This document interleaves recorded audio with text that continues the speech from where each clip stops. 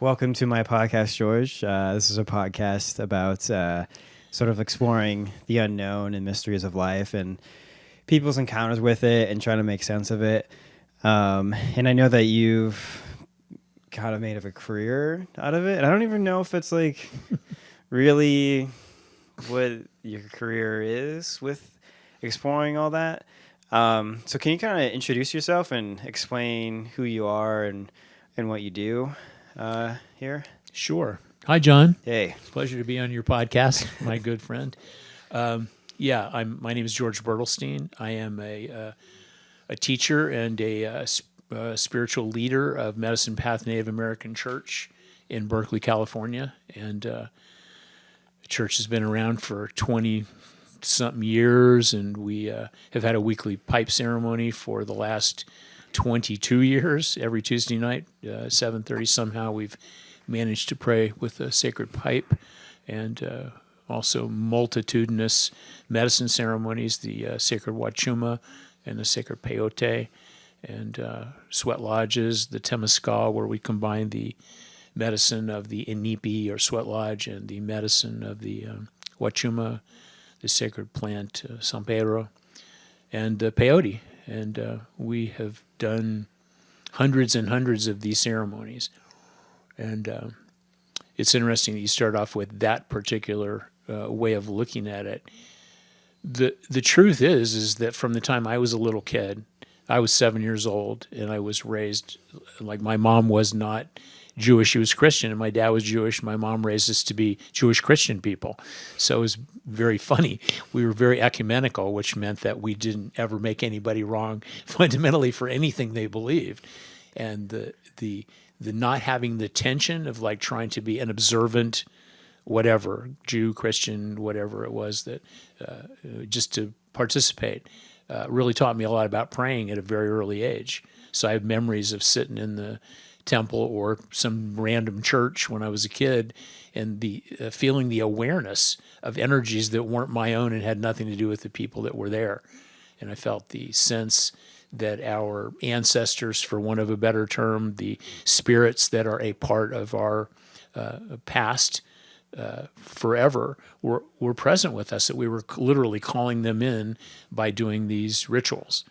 And so, when I was a kid, I believed in the possibility that we, as human beings, had the capacity to do that we could call in relationship with spirit. I'm not quite sure what I thought the spirit was, but I could feel it. And it was a feeling I really liked.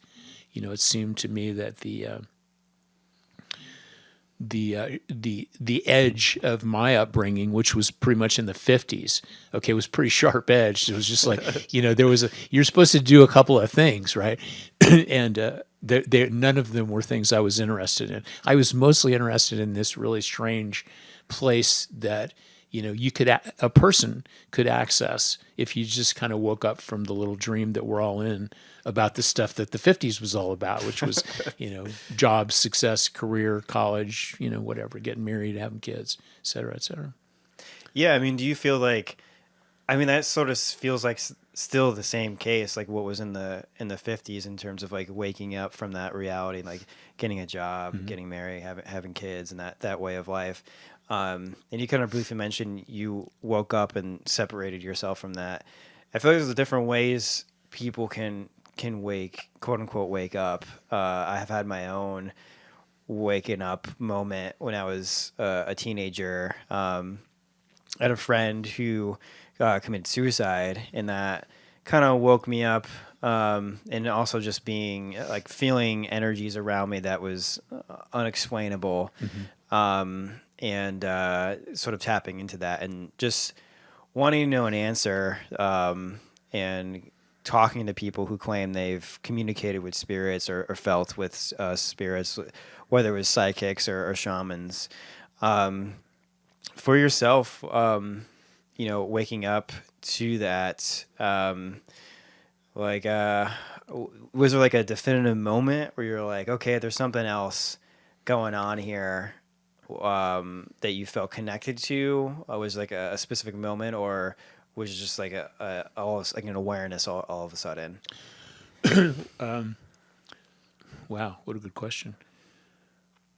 I can't say there's any specific moment. As a matter of fact, I think that the encouragement to continue in whatever that direction or path might be was basically that I didn't have any idea what was going on. So, for instance, when these things would occur, I would have these feelings, but I would not know how to produce them. So fundamentally, my spiritual practices, I'm not talking about religion, I'm talking about spiritual practices, whether it was, meditating or praying or chanting or some of the other things that we do to try to feel more connected with that energy. It's like I tried all of them the deepest possible way that I could. I just, okay. If the Buddha has something to teach, or Lao Tzu has something to teach, or Jesus has something to teach, or Sitting Bull has something to teach, or whatever. And the lessons, the written lessons, the formulae that people have been talking about these things with, was really beautiful. But it didn't extend into any kind of like, well, yeah. But how do you produce the states, right? So what I thought was going on when I was younger was that you took medicine as though it were a drug, and that the design of this particular drug was to produce states of altered consciousness so that I could feel this feeling that I wanted to feel. I did not understand at the time that what it was doing was opening a path, a relationship between me and my creator, where I could just talk to my creator, which is certainly much simpler than all the esoterica of spirits. Like you do this and you do that. I'm not saying you should or should not do any of that stuff. But what happened is, over the arc of time, it's very normal for me to I just feel the presence of things around all the time. It doesn't seem in any way esoteric, weird. It's just normal to me. So, and I see that in other people. It's not like I see, weird things sitting on their shoulders. It's just like I feel the dimensionality of our humanity. We're very influenced by a lot of things that are going on simultaneously. And of course, we live at a time when some people are very attuned to nature and they feel that they're communicating with the water and the trees and the mountains. And of course they are. And it's like, I don't see the difference really. So, when I say awaken from a dream, it's like just the nightmare of aloneness, really. And taking a step back a little bit to what you're describing in terms of, it's kind of a two-part question. For those who don't know, what medicine is when you're referring to that, can you kind of describe what that is? And the second part of that question is, how did it open up a dialogue between you and something greater than yourself? Yeah. So what I learned about medicine, because when I came to, when I was a teenager, I wanted drugs. I just wanted I just wanted to be altered. Everyone does. Everybody wanted to be altered. We went to the altar to be altered. And so, I didn't see any difference between drugs and medicine until, I was way into my middle age. And I just understood one day, it's like drugs will take you wherever they take you, and they'll dump you back exactly where you came from. It doesn't matter what it is or how good it is or how bad it is. You need it again right away.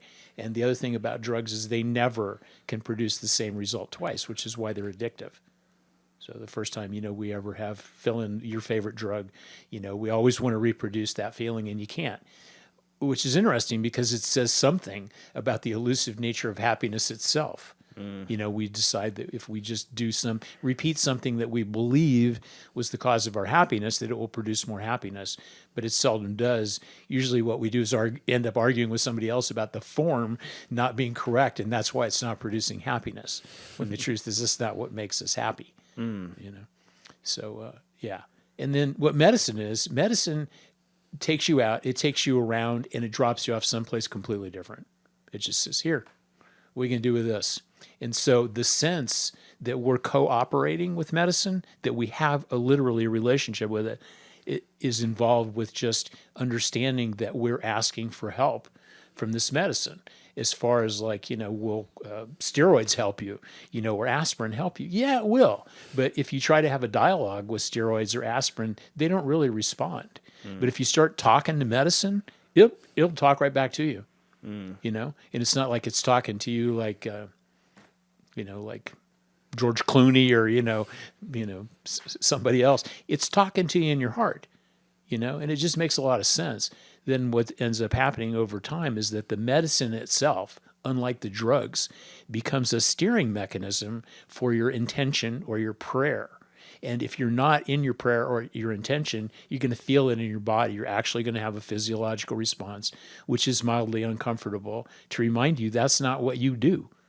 Right? So instead of like having elaborate systems or mechanicals for dealing with things like addiction or bad behavior or reactivity, really we're just looking for the cue that's in our own body, which the medicine has demonstrated to us. Look, you don't feel good when you're doing this. Okay. So that the medicine itself always points toward the love. It's not an angry thing. Yeah. So when people try to tell you that these spiritual teachings or the people who are teaching these spiritual teachings are angry, if the medicine's not angry, they're not angry. They're full of crap. So it's no offense to anybody in their methods, et cetera, et cetera. It doesn't mean they're wrong. But the truth is that the medicine loves us. That's why it's available. Drugs don't love you. You know, you go to Walgreens. It's like none of those drugs love you, right? But it's like, you know, you go to get medicine. It's like you automatically feel this sense of reverence around medicine, just like I am not you and you are not me. And once you get that relationship, then you're on the way to be able to be with medicine a good way. What? So that seems a little. I feel like there was a point in my life where this idea that, you know, the medicine and communication with something that's higher than you can happen through the dimension of your heart, and that the heart is actually an organ of perception than it is just something that's pumping blood. But again, it still feels a little abstract, because I feel like we're all used to understanding things, talking to one another, and also with our brain. So when you're saying that there's this open communication through your heart, what does that actually mean? Like, how does that work? Yeah, it's a really good question. Okay, so if I'm talking to you and we're having a conversation about something, it's really hard to tell sometimes if we're serious about what we're talking about. You know, I'm talking about, you know, joking or being sarcastic. I'm not talking about that at all. I'm just talking about sometimes we just like to talk. Yeah. You know, and we posit things. You know, we say, hey, you ever think about blah, blah, blah, blah, blah, blah? Or, you know, I'm kind of interested in this. That's our creativity. Okay. That's our creativity. That is what we do as the human beings generate thought. That's what we do. You know, it's like all the meditation studies, you know, it's like the classic thing about the mind is like a monkey and it swings through the trees and goes. Of course it is. That's what it does. It generates thoughts 24/7. So, you know, the Western approach in the past has been to hate thought. Do you see what I'm saying? In other words, we have what are called enlightenment practices, which are designed to avoid our humanity, which is the shift in our perceptions, which is physical, mental, and emotional. You know, we want to, you know, walk right down some center of something that doesn't really exist, because the truth is that human beings are invented. You know, everything that we do, it's like we invented, and if we don't, we're bored, right? Yeah. So when you're talking to the medicine, you're not having a conversation with it. You know, it's like you asked for help, and it's going to help you. If you like what it has to say or you don't like what it has to say, but you can't change what it has to say. If I'm having a thought about something, I could say, you know, I don't like that movie, okay? And then I could watch that movie again and go, you know, actually, that movie was pretty good, right? Or if I meet somebody and they go, I don't have a good impression of that person. And then, you know, because I see people a lot, because I see them in ceremony or I see them in counseling, et cetera, I can't stay not liking somebody. It's not possible. It's not me. That's not my nature, but it's the medicine's nature. Yeah. So sometimes, for instance, if I've had a struggle with somebody because there's some aspect of their personality that annoys me or troubles me, I just ask the medicine, show me why I love this person. Boom, like that. It will show me why I love this person. They will do something or say something or show me some vulnerability, and I'll go, okay, never mind me. Do you see what I'm saying? Yeah. But it's like, it's not intellectual. Yeah. It's a feeling. Yeah. Yeah. Yeah. And that's, even till like now, it's still like a little bit of a struggle for me. Because like I can feel a lot, but I also am very in my head and in my mind too. So sometimes these ideas kind kind of escape me because I want that experience. I've had other experiences where I'm like, okay, there's something in the presence right now, and I feel something that's outside of me. That's not me. But with this stuff, when I see you and other people in communication and in belief that there is that, like, I've never really had that. So it's like, but I have a connection to intuition, and I feel like I could. Maybe that's what it is. I don't know. Well, I mean, there's lots of complicated ways to divide up our intellect from our emotional body. Okay, but you could just say the Western practice is, if we don't understand something, is that we want proof. So it's like there's no proof, right? Proof is just like, what do you choose to believe? So when I was saying earlier that almost everything that we say, we're inventing it. You see what I'm saying? We're just we're being clever and that's funny, or we're being inventive and creative, whatever it is. But the relationship that we have with medicine, the dialogue that we have with, is so funky that it's really hard to imagine that one would say, yeah, that's me, because I don't even talk that way, for instance. Yeah. So the first time I ever had a conscious connection with medicine, I was in the shower in my house in San Francisco, and I was just positing a bunch of stuff to myself, like, should I do this or should I do that? Just, stuff like that. And I just heard this voice, and this voice said, don't do that. And that was it, fundamentally. And I went, okay, thank you. Thank you. That's what I need right there. Don't do that. You know what I'm saying? Yeah. So have you ever had a time in your life where you were like, almost questioning your own faith or not into this, and then something that happened like that moment you just described, you're like, okay, or were you kind of like all in at every point of your life? Yeah, these are great questions, because this is all stuff my wife and I talk about constantly. Because it's like we live in it, like this is our life. So we're kind of fascinated by the fact that we, it's like, one is, I'm not a faith-based person. I am a reality-based person. So it's just like, if it's working, I believe in it. If it's not working, I don't believe in it. So it's observable reality. So this is very different from faith-based systems. Faith-based systems require that I assume that a bunch of stuff about a teacher or about the nature of God or whatever is true. You don't need to know anything about a teacher or the nature of God other than it's greater than ourselves. So it's not better. It's just greater. It's just a power, literally, that's greater than ourselves that we all have access to. And the only way to access it is relax. Yeah. So that's why you're having trouble. It's not because you're a bad person. The truth is your love, your deep love for creation is so great and it's so multifaceted that you just want, and I totally understand that. And that's part of being young. Young is you got a lot of energy and it can go in a lot of different directions at one time. And the good news is you got 50 years to figure it out.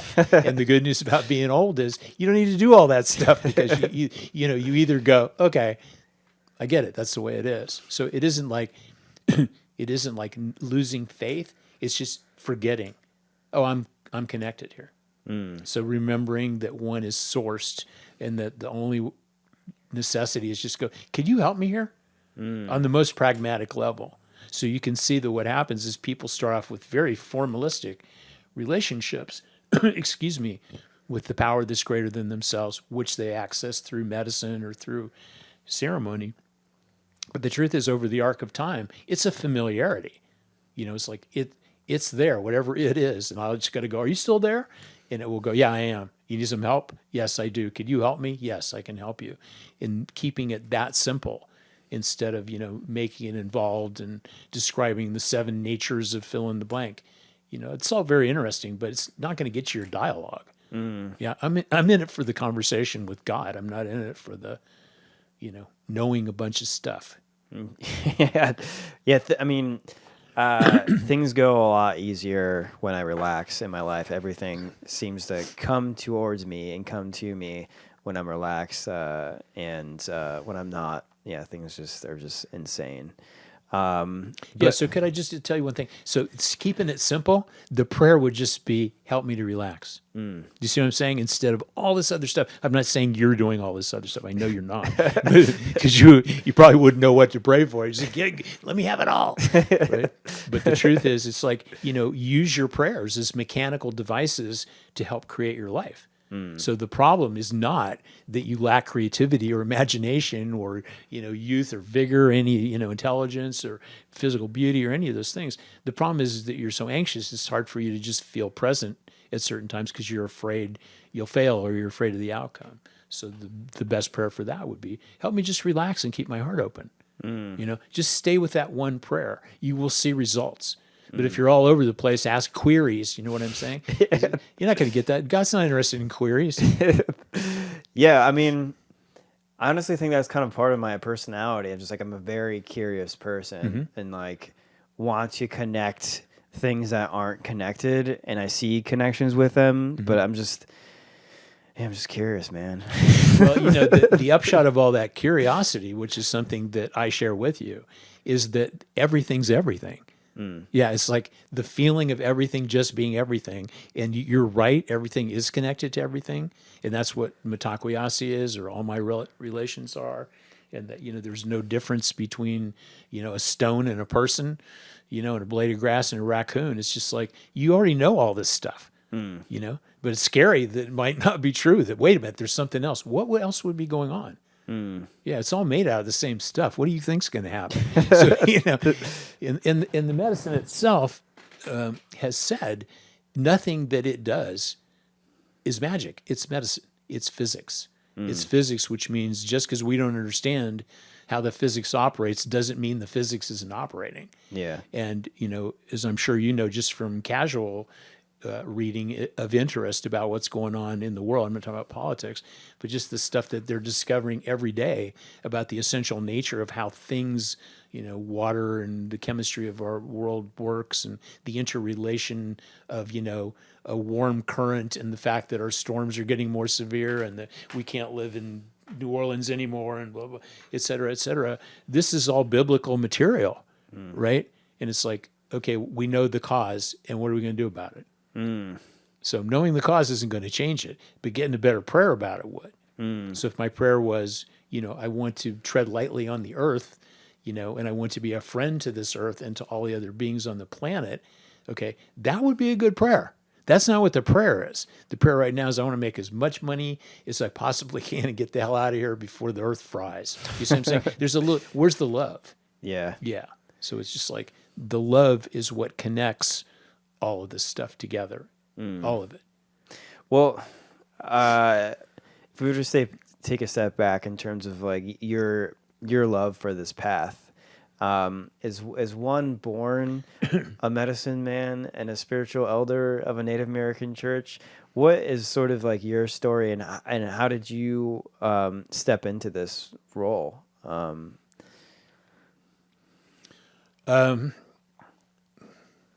Sheesh. It's just like when you tell a story, it's just a story. So, my medicine story is so old that, like a lot of stories that we tell, like, when you have stories about how you met your wife or your boyfriend or whatever, it's just like, we're attached to these stories. The thing about the medicine is it's not really interested in the stories. So I would say the truth of the matter is that from the time I was a little kid, I felt really lost and disconnected from everything and everybody. And I was just trying to find some way to connect that didn't seem like it was harmful to myself or other people. Of course, being young, I didn't really succeed at that, but as time went by, the prayer really became clear. I just didn't want to be harmful on this earth. So that has a tendency to push you towards love, and then the God is always wherever the love is. Okay, I'm not talking about, a religious practice or a spiritual practice. So what happened for me, and there's certainly a lot more detail, but what I really wanted was, when I was doing all these spiritual practices, I asked to see God in a form that I could understand. Okay, so I already had ideas about the nature of God. As you were saying, I had perceptions about God, creation, the nature of our relationship with people, et cetera, et cetera. But I wanted to see it and feel it. So when I was 42, I went to a sweat lodge for the first time, saw a chanupa and sat in a sweat lodge, and I felt it. And it was just like the mechanical nature of my relationship with creation was satisfied by that. It was just like, okay, I need more of this, right? How do I produce this? How do I reproduce this? And then what happened for me, I was 42 years old when I came to this way. I'm 74 now. I was not a spring chicken when I came into this way. And also, I had been in various and sundry leadership positions since I was 20. I was an officer in the Vietnam War. And so it's easy for me to just ask people, hey, can you help me out here? Hey, what's going on here? Hey, do you see what I'm saying? And get some respect instead of being treated as though I'm, being disrespectful or something like that. So that was a benefit for me. So when you were in the sweat lodge with the Chanupa and you felt something, like what, can you kind of describe what that experience was like where? I felt cellularly that I was home. Okay. Yeah, just in the cells of my body. They were all just opened up and connected with whatever was going on, because I would not venture, to say what it was. I have no idea. But what it was, it produced a sensation of connection and well-being and belonging, which is what I wanted in something that I had not felt since birth, fundamentally, except in these, conditions of, what I later decided was spiritual circumstances. And did you have to sort of be initiated into these ways at all? Like, was that a whole process? Yeah, I was taught by my first teacher, who was Barrett Eagle Bear. I met her when I was 42 through, very medicine-y circumstances. A friend of mine was dying of AIDS HIV at that time, and it was during the AIDS HIV epidemic, and it was a very catastrophic time in San Francisco Bay Area. And so my friend's husband, who was a counselor of mine and a breathwork teacher of mine, called me up and told me that this basically a miracle had taken place, where Kenny, our friend, and his lover had been dragged into a sweat lodge completely catatonic and had crawled out under his own power. And I wanted some of that. So that was what I was talking about. And I'm not talking about the laying on of hands or miracles. It was just like, I know Kenny really well. It was like a person that I know. And so it wasn't like somebody who's gullible or someone who's going to go, oh my God, like that. And I had seen how messed up Kenny was. I mean, Kenny was rolled up in a fetal position with toxoplasmosis, which is a symptom, a condition that people with AIDS HIV get, where basically their body's connection to its neurological underpinnings is breaking down. And so they go into this, they waste and all this other stuff. So the fascinating thing about this was, after Kenny came home, he was conscious speaking, and he asked for a Starbucks. He wanted like a venti latte and a croissant or something like that. The guy hadn't eaten anything in months, right? They were just waiting for him to die. He's like, I think I want a latte. Wow. So, that's a miracle. And that's my kind of miracle, right? Like walking on water wouldn't do it for me, but Kenny wanting a venti latte and a croissant and actually choking some of it down, that was a miracle for me. Yeah. So that's the kind of thing that I respond to, the observable reality. Yeah, it's not the promises or the information or, the teaching per se, the scriptural stuff. It isn't like that. It's like, what are we talking about here? So meeting Barrett Eagle Bear, so she kind of took you under her wing, and she didn't. Or she just shoved you into a sweat lodge and was like, learn by doing, or like, yeah, it's like we had a very strange relationship at the beginning, because I couldn't understand. She couldn't understand why I was in her life, and I didn't understand why she was in my life. And there was a person who was basically acting as a go-between. His name's Ricardo Maldonado. He's still around. He's a great guy. And Ricardo basically connected the two of us through his kind of pragmatic intercession. And she was a sun dancer. I mean, she was totally, as a woman, was totally involved with these Lakota ways. She's the adopted daughter of a really great medicine man, Norbert Running, very well-known and respected man. And she did this, did a Sundance for like 20 years. It's like she was the real deal. It wasn't like she was selling something and then I was attracted to the words she was saying. Au contraire, what I was attracted to was the pragmatism of the whole thing. Make a good prayer. Tell the truth quickly. Ask for help. Move forward. These are things I can use. I can't use that other stuff. Most people can't. And did you sort of like get any? Because I know there's like in terms of Native Americans and white people, there's like a lot of like pushback. Did you experience any of that at all? And what's sort of that? Yeah, I mean that's all we experienced. Eagle Bear, who was was Native and had some white blood in her, but was adopted by Norbert Running and was all this other stuff. Some people were opposed to her offering sweats for white people or non-Native people, and so they came and like showed up and they were threatening, and then they would go away. I don't know what the mechanism, but that's another observable reality. It's like if we weren't supposed to be offering these ceremonies to people. And you remember, this is age HIV. We were running 4 to 6 sweats a weekend of people, their families, their supporters. There were hundreds and hundreds of people in the Bay Area who were afflicted by this. It was a pandemic of the highest order, and it really had a profound effect on life, most particularly in San Francisco, but also in the whole Bay Area. People were aware of individual suffering on a level that they had not been before. A lot of hearts got opened. The suffering caused people to not be able to hold on to their attitude about gay people or the people who love them. And, a whole bunch of stuff happened. And so there was a lot of healing opportunity that occurred. And it was all really about these people coming and doing these sweat lodges and getting out of them. And, whatever the outcome was for them medically or for their family member or whatever, everybody had a profound experience of heart opening and connection, which is healing.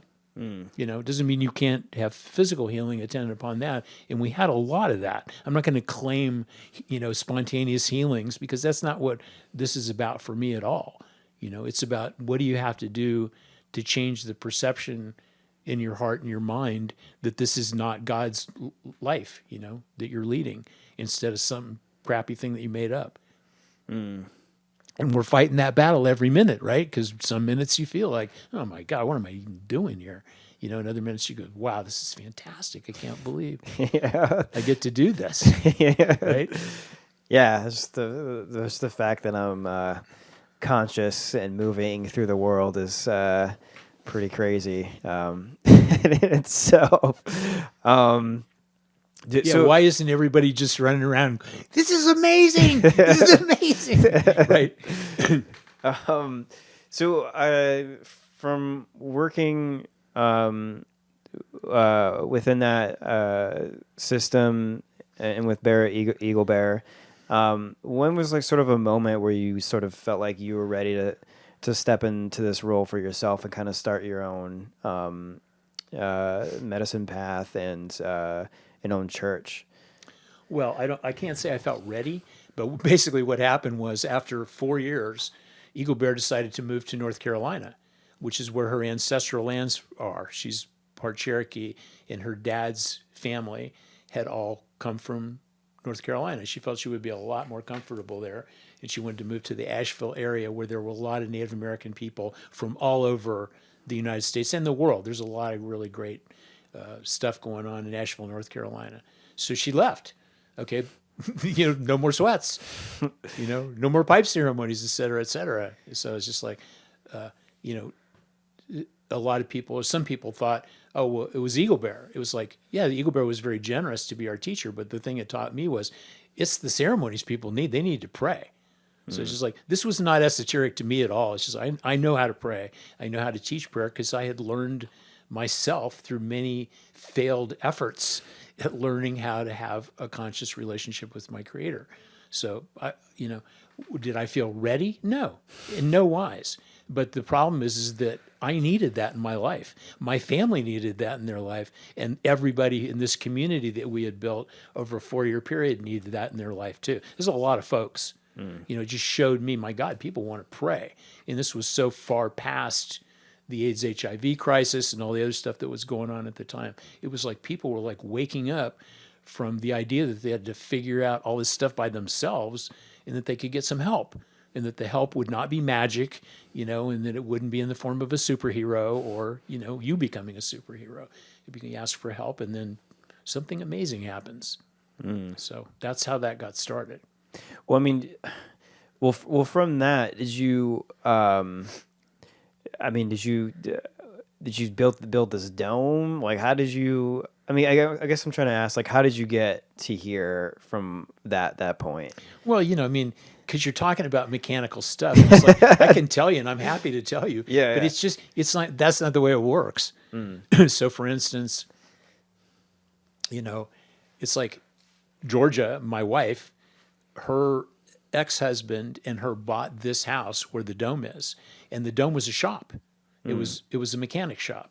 So the guy who lived here, who built the dome himself, he did it as a project during that time when there was Whole Earth Catalog and people were, Buckminster Fuller and people were totally into the geodesic dome thing. And he built a really nice dome. And so when I came here, the dome was full of plywood and there were chains hanging down with engine parts and oil all over the floor. It was dark as hell in here. I mean, it was something. And George said, "What do you think of this place?" I said, "Oh my God, this is like a sacred temple."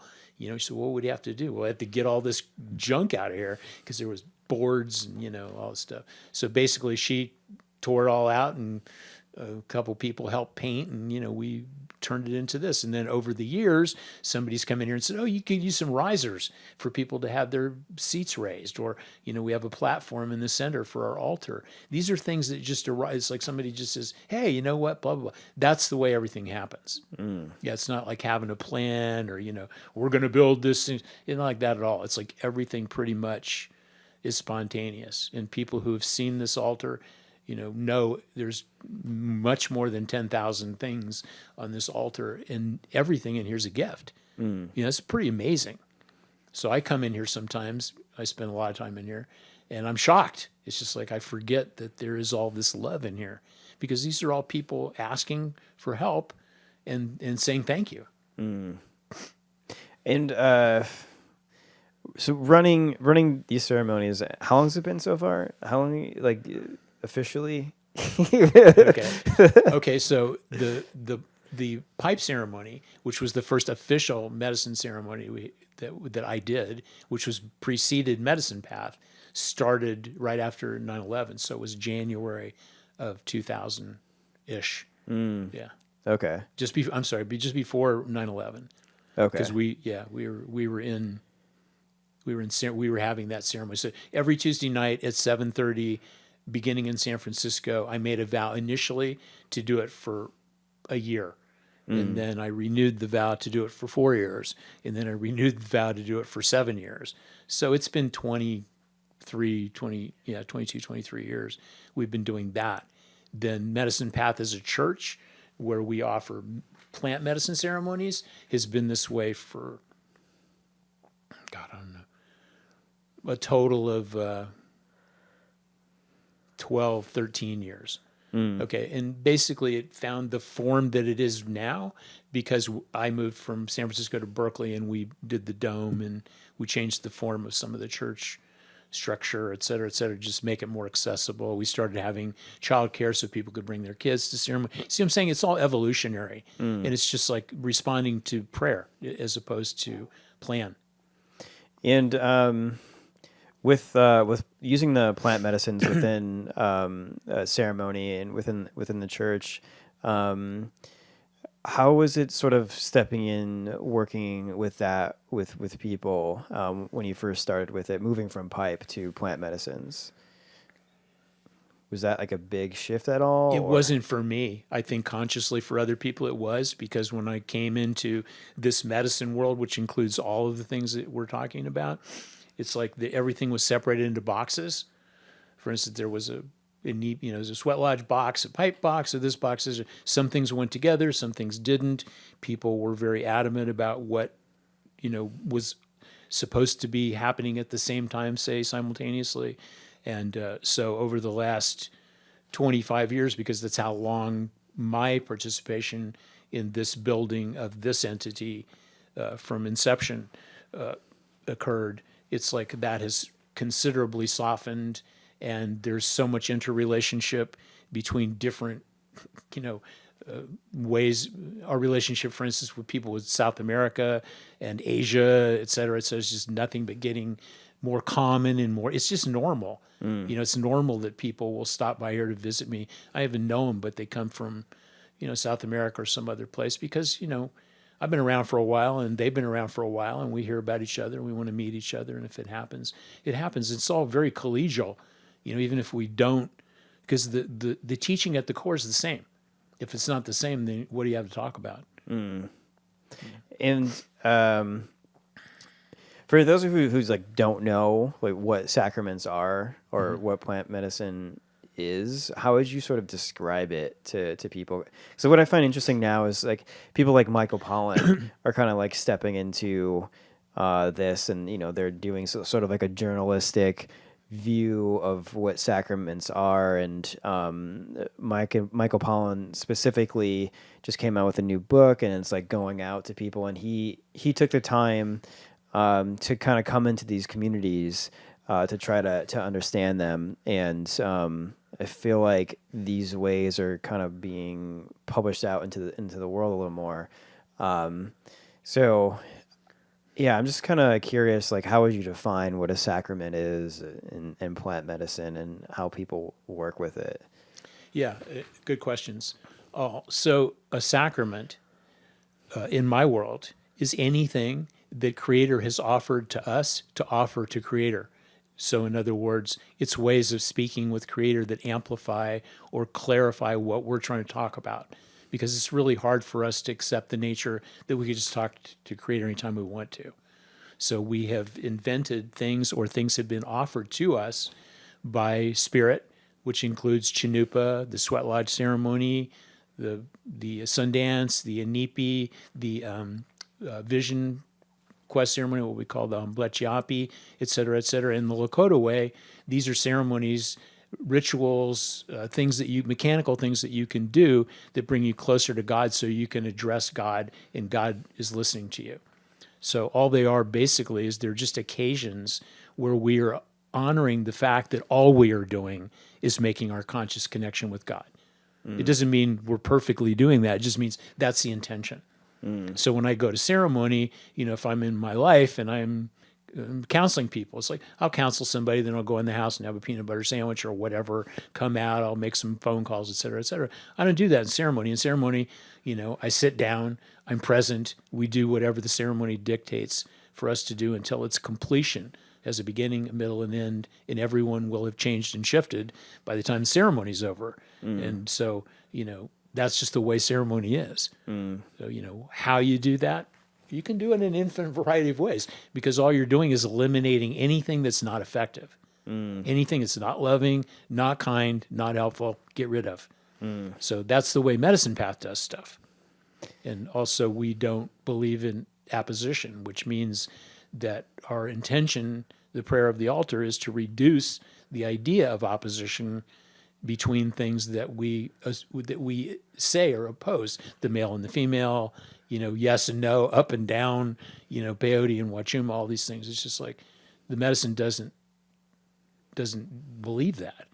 So, you know, it's saying, you know, no, but everything's really related. What is it that it all has in common?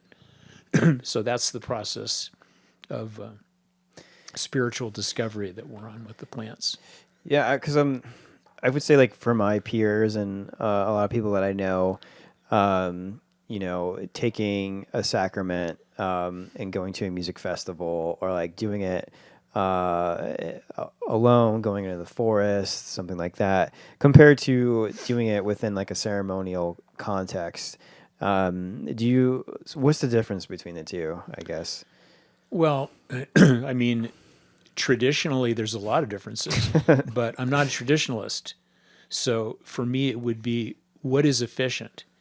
My discovery has been over the last 30-something years, which is how long I've been involved with the whole medicine world, is that in the absence of the sacred, the sacraments lose their meaning. So in other words, if you take a sacrament, okay, and then you go to a music festival, you're going to a music festival. It's not a ceremony. Okay, people say, "Oh, it's like going to a ceremony." It's like it's a music festival. Enjoy it. Why do you have to turn it into something it's not? Nobody's going to say, well, going and seeing Led Zeppelin is not a religious experience. It certainly is, but it's a very narrow field of religious experience, right? So if you're going to go to a ceremony, what's your intention? My intention when I go to ceremony is to change my entire life. I'm not going there to distract myself. I'm going because I want to change my life every single time. So if I've attended or been to or been a part of, 5,000 ceremonies in my life, every time I go in there, my expectation is my whole life's going to change because that's what my first teacher taught me. She said, nothing's going to change but your whole life. Okay? And that's observable reality to me. And do the different sacraments, do you feel like they have different connections or different flavors to them? Like, for example, working with peyote with people or working with wachuma or ayahuasca, how do you use them in different ways to get the type of results you want? Or how would you know what to choose to help people? Well, interestingly, I don't know that we choose. I used to think, I've got this quiver of arrows of things that I could use to help people potentially, but I honestly don't feel it works that way. I feel like if a medicine is for somebody or a combination of things is for somebody, it will be very clear. It's just kind of like staying out of one's own opinions, ideas, and preferences about these things. Because the other thing that one learns over the arc of time in the medicine world is sometimes it's best just not do anything. Just see what happens next. So mostly that's probably true.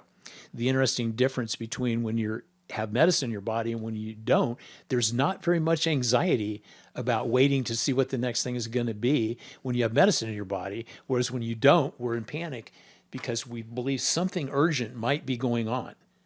So one of the ways in which medicine helps us is it teaches us over the arc of time. When we are with it over and over again, it wants to teach us there's no emergency. You'll be informed if there's an emergency, right? If the 38 Corbett bus is heading towards you, it's 60 miles an hour on Haight Street. It will tell you whether you need to get up on the curb or just stand there in the street. You see what I'm saying? It's like, and that's as close to faith as you're going to get.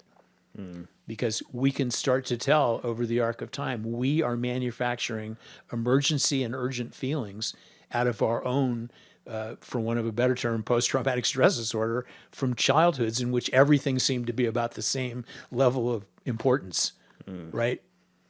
You didn't brush your teeth, you didn't floss, you didn't go to school, etc. It's like, oh my God. The pressure, stress, et cetera, et cetera. And the medicine say, you can brush your teeth now if you wanted to. It's very, very different. We could all go brush our teeth together, right? These are lessons that are just profound, and yet they're so pragmatic. Kind of connected to that, when you do run ceremonies here in this dome, what are you trying to teach? What are you trying to teach people specifically? But from running these ceremonies, I'm not trying to teach them anything. The opportunity is that you get to have medicine in your body and feel this loving feeling. And I know that works because that's observable reality. So if you're not trying to do something, you can produce a lot better results. They produce the results.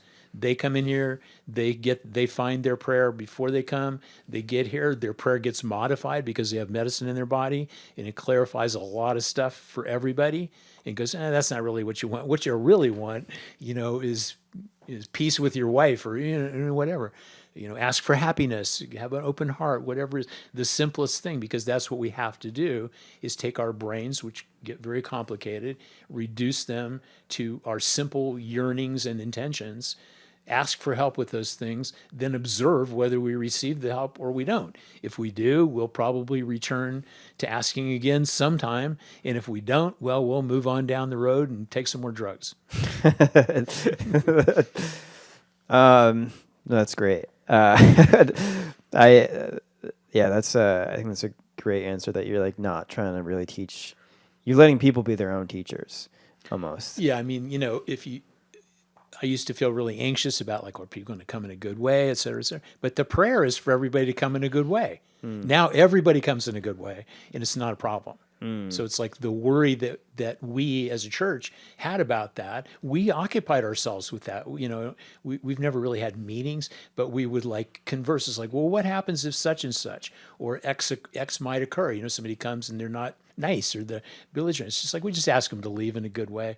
You know, we have large people in our ceremony, kind, very large people, and it's just like, it's not a problem because the energy of everybody is that they belong here. You know, it's not we all belong to each other. It's not like that at all. It's like Creator loves all these people. It's happy we're gathered together. Yay for you. Goodbye. Right? It's like that's the way the medicine deals with it. And so we don't have any other way of dealing with it. In terms of using these medicines, these sacraments to understand reality and knowing the world in a certain way, I guess I'm curious, like how this brings more awareness to somebody. So, for example, you know, people sometimes will take these sacraments. Well, wait, excuse me. One thing you're assuming is that understanding creates what you're talking about. Understanding has nothing to do with it. It's like it's the effort to not understand or losing the need to understand, you know, what you think is going on, to accept what is going on will give you a good life. So wait, say that again. What? Okay, so okay, I'm sorry because I got in a bunch of double negatives. But fundamentally, what it is like this: it's like understanding what you think is going on. It's never what's going on. Okay. Yeah, there's nothing to understand. It's like a plant medicine is plant. It's not a person. It's not talking to you like it's a person because it's not a person. It likes us. It thinks we're really great, but it's not having the same feelings, ideas, opinions, preferences, et cetera, that we're having. It's a plant. So one thing that's hard to understand is like, you know, we believe that we invented God to reflect us. It's like God invented us to reflect creation. Like we're just another amazing, you know, flower in God's creation. It doesn't matter. We are not the apex of anything. We're just the people, right? So traditionally we accept the fact that we're the people. So all we want to do is like, how could I be a good person, right? So first you have to understand what's good mean. Okay, you have to decide, does it matter if I'm right about things, for instance? Because like right now in our culture, we have a lot of people placing a huge emphasis on being right about something. I'm not saying they're right or wrong because I have no idea. But the truth is it's the attachment to being right or somebody else being wrong that is causing the suffering. It's not the fact. Whatever the fact is, it really probably doesn't matter at all. But everyone's decided that something matters that does or does not matter. So we're in a lot of turmoil. People are very frightened. Children are frightened because of the energy coming from people. So what we're doing is we're introducing a lot of hostile energy into the world over nothing. We don't even understand what we're talking about. Okay. The medicine is not mad at us for that. We're mad at us and each other for that. How could you build? Do you see what I'm saying? That's what we do. That is our essential nature. The medicine goes, wow, really? Right? Because it's just waiting for us to decide we would prefer the love. And the minute we go, you know what, this is making me feel really upset all the time. Can you help me?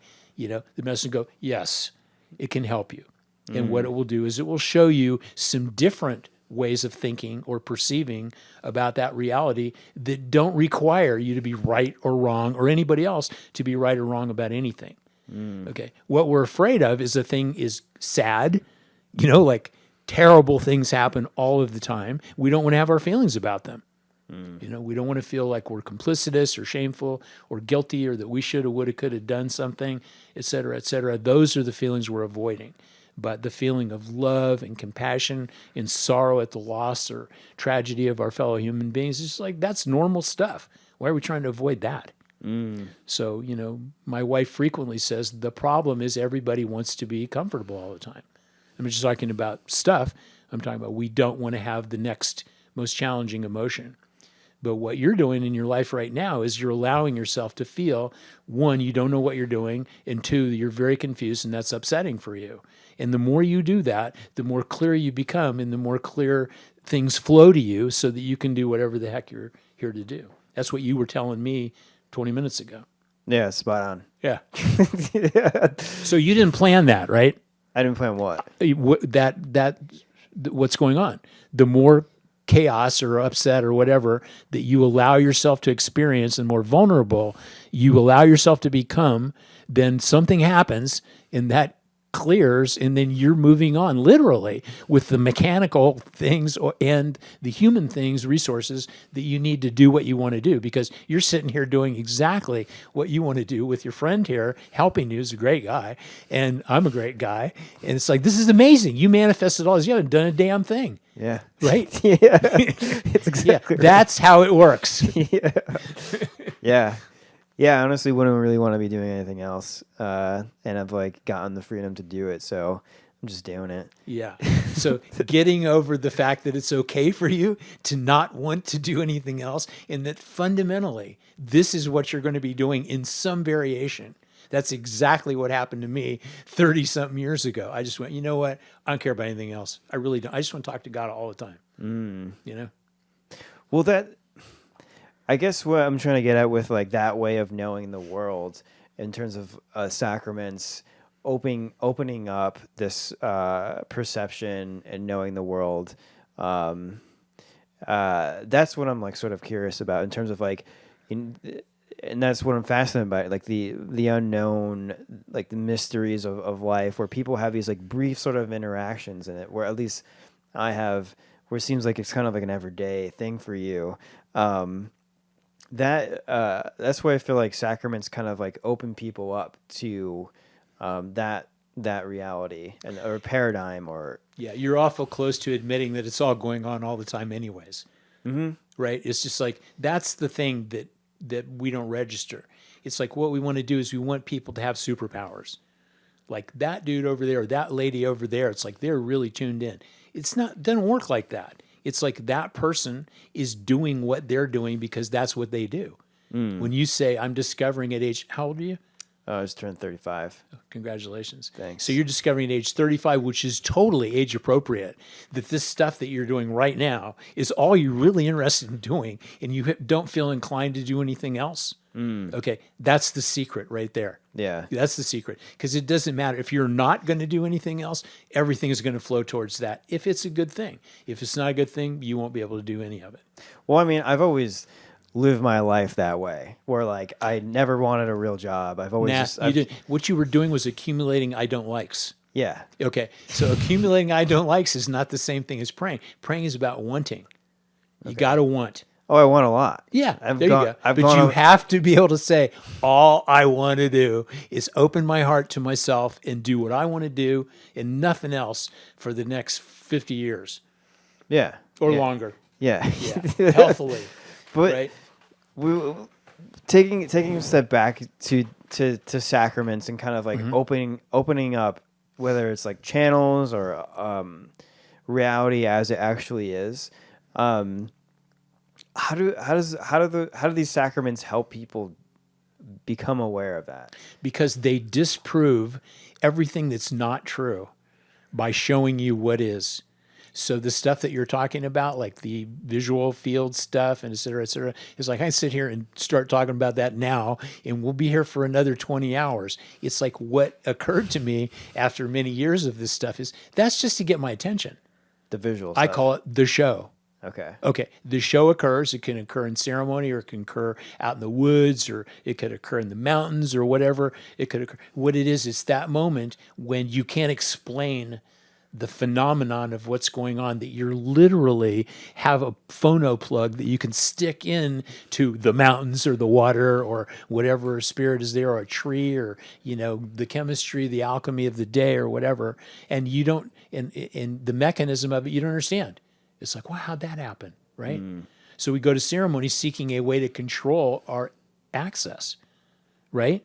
Because that's really what our consciousness is saying. No, I need more of this in order for me. So we go to ceremony, and some people get so absorbed by the mechanics of ceremony or counting how many ceremonies they've been to or how much different medicine they had or what this medicine was like or what that medicine was like. They forget that the reason they're going is to make a prayer and get something from the medicine to help them. Yeah, they're there to make a relationship with the medicine through prayer, which is the only way. So people who don't treat the medicine as sacraments and who don't have that kind of prayer, like the current popularization, it's just like, I don't know if it's going to work or not. I'm not against it. It's just like, fine. The problem is like, are you really opening your heart if all you're doing is thinking about different things? Okay, the heart is what changes the world. Minds don't change worlds, in spite of what people say. Yeah, Einstein didn't change the world. What changed the world was because people felt differently about energy, mass, and time and space when he was done being a human being about it. So it's just like, that's really what we're dealing with. We think there's some absolute truths, which there probably are not. Yeah, and that's what fascinates me about this whole medicine world. Just saying that there are no absolute truths. I agree with. It's kind of like a constant evolution of awareness happening, and within that, I feel like it's very interesting that a lot of people are told that reality is a certain way, and some people can like buy into whatever that is. Whereas this sort of way of knowing the world definitely is not so much what's going on in America now in terms of like understanding spirit or ancestors or being connected to either of those things, and even other beings or things from other planets visiting us or energies that we just don't understand. So that sort of communication, whether it is between you and an ancestor, you and a spirit, you and a being from another planet in our galaxy or another, that is very fascinating to me, like that sort of connection. And if sacraments have the ability to connect you with that, or if like, how important is that? Is that even important to be aware of those things? It's important if you've exhausted yourself by your need to have relationships with things that aren't part of your mitakwiyasi, of the belonging that you feel. Because, really fundamentally what happened for you was you were a seeker and you have gone to plant medicine before, and the plant medicine said, hey, John, fill in the blank, and you're getting a lot of benefit from it, but you don't actually have to do anything. Right? So it doesn't matter if you're the guy who asks questions walking around with the camera and the microphone, or you're the guy who, washes the rugs for the... It doesn't matter. It's like everyone's participating. So what you're doing for yourself and for many other people is you're just breaking down the barrier. Who's not a shaman? It's like you decide if you're a shaman or not. If you love creation and you love creator, then you develop your own relationship with creation. That's your job. If you want it. If you don't, you don't have to. Okay. And if you do, what's going to happen is you're going to get more and more interested in that relationship and less interested in self-doubt, which has no interest whatsoever, because self-doubt pivots on facts that don't really exist. It's like, I'm not good looking enough. I'm not smart enough. It's like, come on, man. Everybody's heard this stuff, but these are the thoughts people have. Yeah. Right. But if what you're saying is, I love creation so much, I just want to feel connected with it all the time, and that's what I want to do. And then you go to a million medicine ceremonies and finally you realize, Jesus, I don't even need to have medicine in my body to feel connected. That's a relief. It's not that medicine set you free. You set yourself free because you finally realize, God, it's like I'm just wired up all the time. And sometimes I fall out of connection and I could ask for help to get back up on that road. And that's what I'm doing. Yeah, honestly, I don't feel like I need medicine ceremonies. Honestly, what I need is a lot of yoga and breathing deeply. Makes a lot of sense. And that is what connects me the most. But I am, the show, these visions, those things I really enjoy. And I've had moments where having sacraments in me, having with ayahuasca particularly, having an open dialogue with something that seemed to be outside of myself, teaching me something and giving me true wisdom, and that those experiences I really enjoy. They're pretty interesting. Yeah, and yes. Don't know how to explain that. Well, explain it in terms of, it's like, I don't ever understand when people say, how is it doing that? It's like, it doesn't have another way of being. It's like assuming that it's doing something. It isn't doing anything. It's like, that's its nature. So it's like if you got eaten by a puma, you wouldn't say, why did that puma eat me? It's the puma's nature to eat you if it's hungry. Yeah. Right? Yeah. Okay. If the medicine shows up at the ceremony, it wants to be eaten or drunk, right? Because you prayed for it. You asked it for help.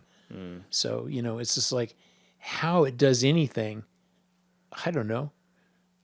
Do you really want to go back to college and take biochemistry so you can understand the alchemy, which nobody really understands anyways? Maybe. Yeah. Because, the problem with the Western mind is it's like once it discovers something, it tries to run it down a rat hole and show that it's not real. Like there's something tied onto the end here. Okay. And there's a big difference between curiosity, which is good, and the Western need to debunk everything, Yeah. which is like, yeah, but there's no there there. But It's also, like it doesn't matter. It really doesn't matter, because if you're trying to tell people they should do something because of God, that's a religion. yeah. If they're talking to God themselves and they're saying, God, what do I need to do to keep my heart open? That's between them and creation. You see what I'm saying? That's personal. Yeah. Yeah, there's no church, no priest, no nothing. And, you've been to ceremony here. We don't tell anybody anything. I mean, I'm not talking about in terms of, what we use is clear and safe. Yeah. And we love creation and creator, and we respect the right of people to have their own relationship with it. That's hard to teach. That might be the hardest thing to teach, because in our culture, we want the medicine to be like, Eric Clapton, right? Yeah. And it's like, it's not Eric Clapton. No offense to Eric Clapton. It's way better than Eric Clapton. I mean, Eric Clapton's pretty cool. Yeah. Good. He's an awesome guitar player. But he has to actually pick the guitar up. Yeah. Medicine doesn't ever have to pick the guitar up. It just is the guitar and the song. Well, in terms of just like having, you mentioned like this Western paradigm, there's almost seems to be like an absence to a connection to spirit, and ancestors, and these sort of things that are kind of in the category of the unknown and a little mysterious. And I don't know, what do you think it's important to have a connection to these things? Like, are you seeing the lack of it and like problems arising because of a lack of connection to these things at all? Yeah, because when you don't understand that we're all related, then you start othering. Othering is when you go, there's that mean fat white lady over there yelling at me, or there's that big black lady scaring me, or whatever. It's like we're doing that because we're scared. So all it does is it causes separation and othering. It doesn't mean, feeling unsafe in certain circumstances. You should feel unsafe. Maybe don't go over to East Oakland at night when they're doing some, sidecar shows or whatever it's called. Maybe stay away from there. Maybe it's not safe for you. I don't know. But, if you're looking for a world in which, everybody loves one another, figuring everything out is not going to get you that. That's where we're at right now. Figuring everything out is like this. It's like when we get scared. Okay, then what we decide is who's right and who's wrong. That's what we're doing right now. This is 5-year-old behavior. Yeah.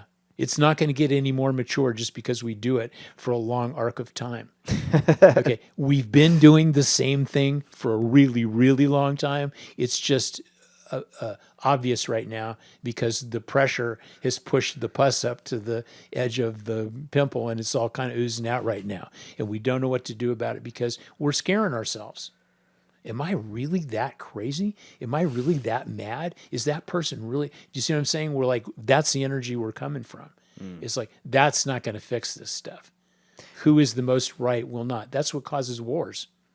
Finally, it doesn't matter what we're even talking about, which is pretty much what's happening now. We even know what we're talking about, right? Yeah. Yeah, no offense whatsoever. So what's the value? As far as the medicine's concerned, the only value is love. Yeah. As far as the medicine concerns, it could say, and I'm totally paraphrasing, you people are really sweet and you're really crazy and you think that you can know something absolute about this universe that will make you feel safer.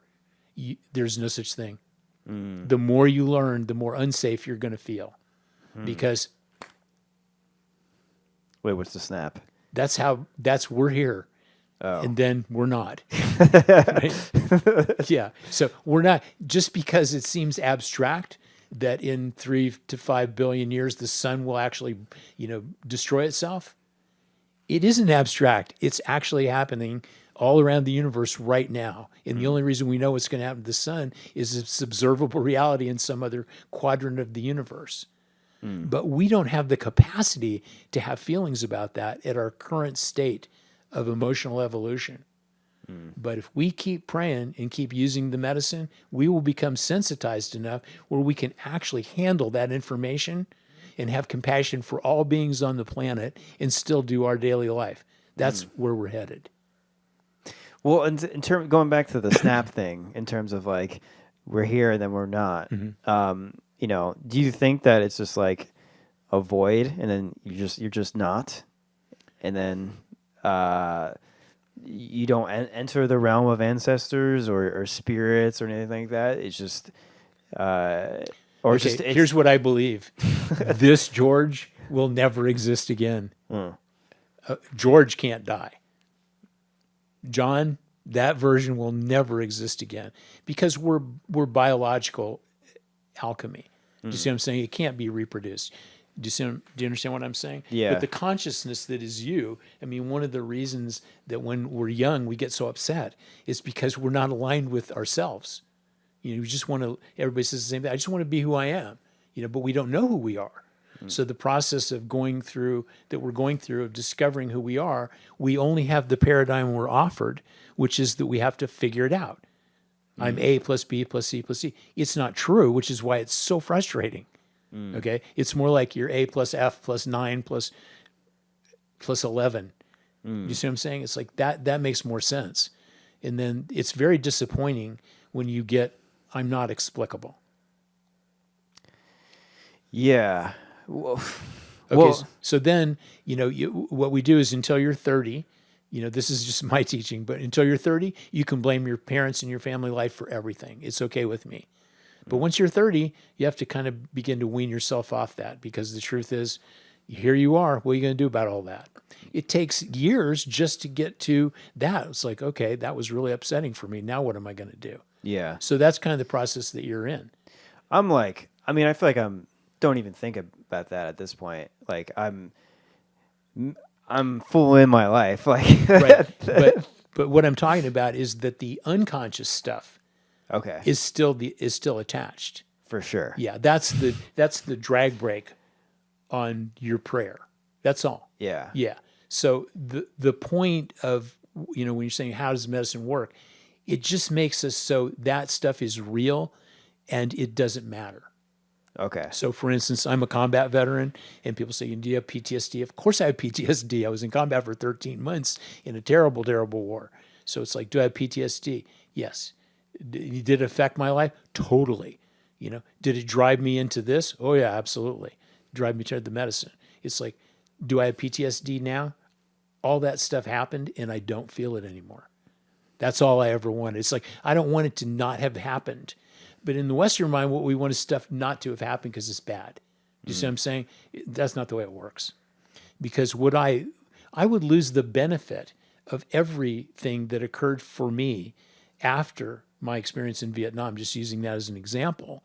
Okay, I happen to love my life right now. I'm very, very happy, even though I'm working on my second bout of cancer and, I'm 74 years old, et cetera, et cetera. It's like my life is great because of the medicine.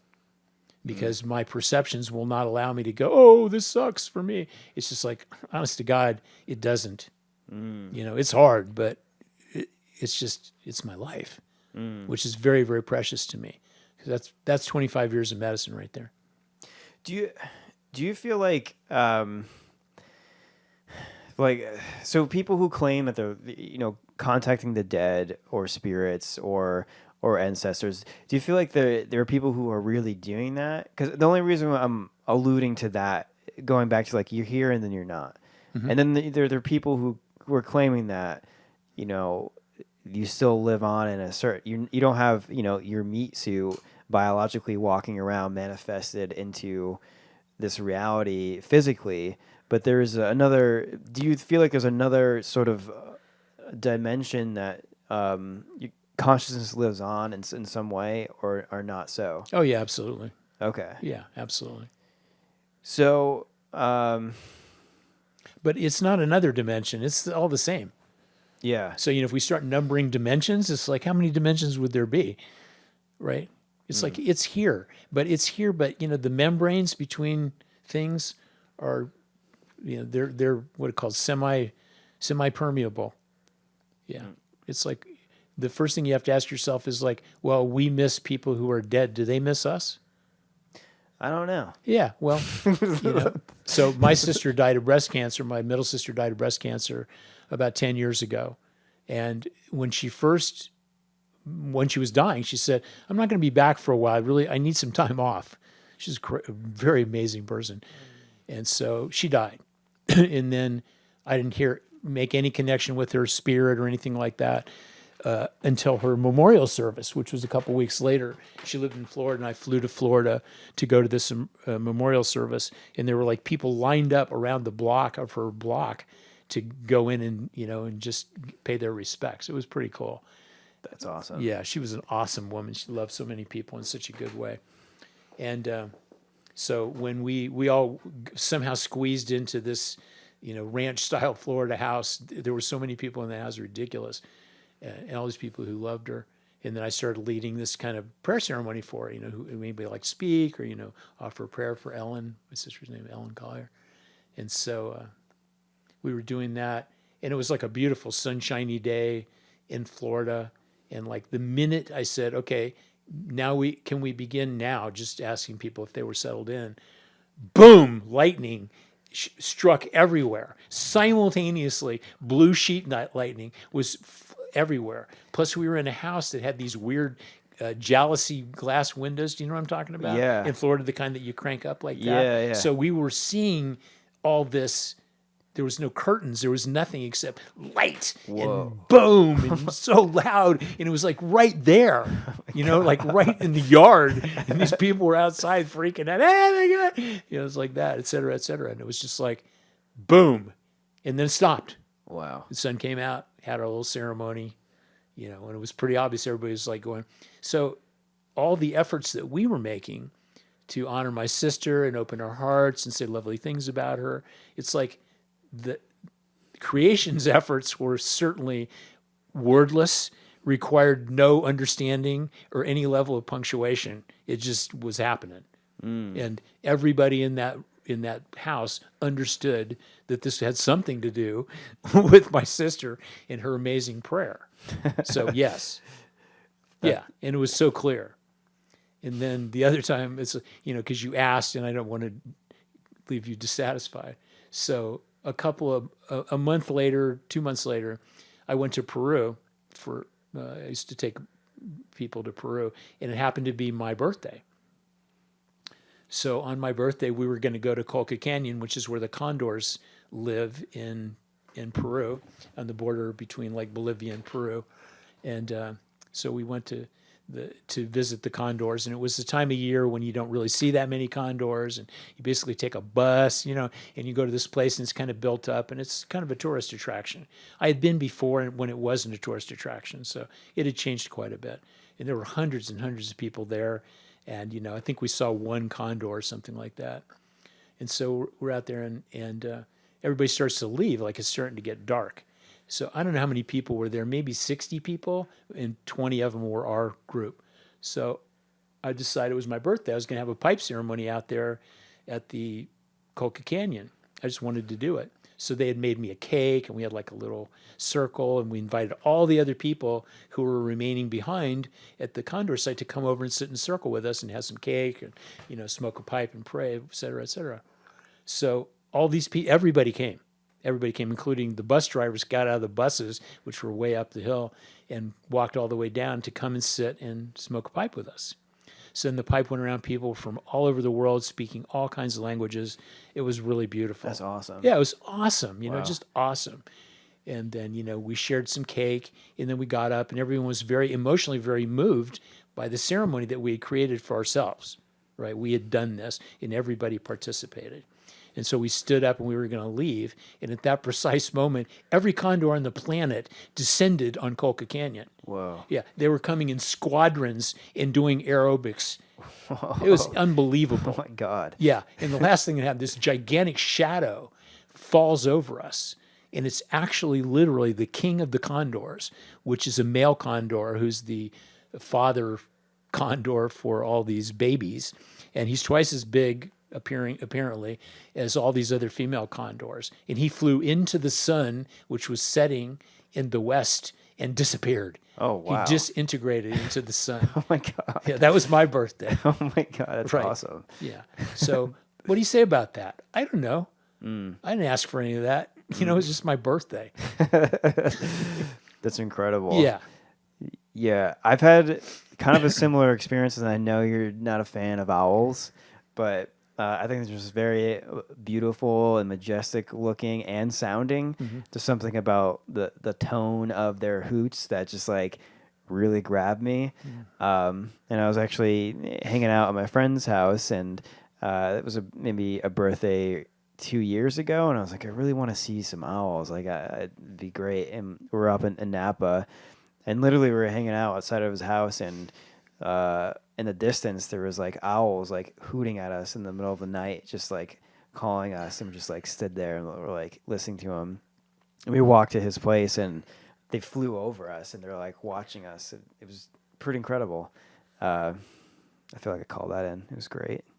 Yeah. Yeah, and then the great thing is, it's like you can't go outside right now and make that happen. No. Yeah. Yeah. See, that's what's cool about the medicine. The medicine's responding very specifically to whatever is really going on, right? Which we don't. We respond very specifically to things that aren't really happening. Yeah. Jeff Wright, who's the president of our church, has a great prayer, and I think he got it from Peter Adams, who's also a member of our church. It's one of my favorites. He just goes, "Dear God, please help me to not react to anything that's not really happening." Right? It's a great prayer. Yeah, I fall into that category. I've been taking a step back and not living in my imagination or fantasy as much, because I can totally fall into that trap. Yeah. So all the pain and fear and anxiety that feeling that way engenders in you, and everybody else too, lest we forget we're human and these are human properties. And the fact that we are not very intimate with one another because we're afraid to be vulnerable, when the truth is, if we just told everybody the truth about what's going on, we would be explaining to everybody how anxious and fearful we are, and everybody would go, yeah, me too, and we would all relax a little bit more. Do you see what I'm saying? Yeah. So it's just like the ways in which we have of dealing with these things, whether it's through drugs or meditation or therapy or whatever, they're all really good ways. But the medicine's way of dealing with it is just showing us you're not alone. And it's a feeling from the inside out. And owls, same thing. I'm not against owls. The altar I have is an eagle altar, and it's not happy with owls. I personally love owls. Sorry, owls. I think we'll end soon, but before I do, kind of taking a step further to the sacraments and the medicine, I've heard you say that people are actually the medicine as well. Can you kind of explain what you mean by that? Like, people are medicine for one another? Or am I paraphrasing? Am I really off by that? No, you're really on. Okay. You're just making it too complicated. Okay. So let's say, I'll just use you for an example. So you have this wonderful friend, Lev, right? And Lev really loves you, and he really supports you, and I know you love him and support him. Great guy. Great guy. You're a really great guy too. And you're really great friends. Okay. And the truth is, since I've known you, which is not a long time, but I do feel like I know you. You know, it's like I've listened to you say, well, I'd really like to do this, or I'd really like to do that, or I want to do this, or I want to do that.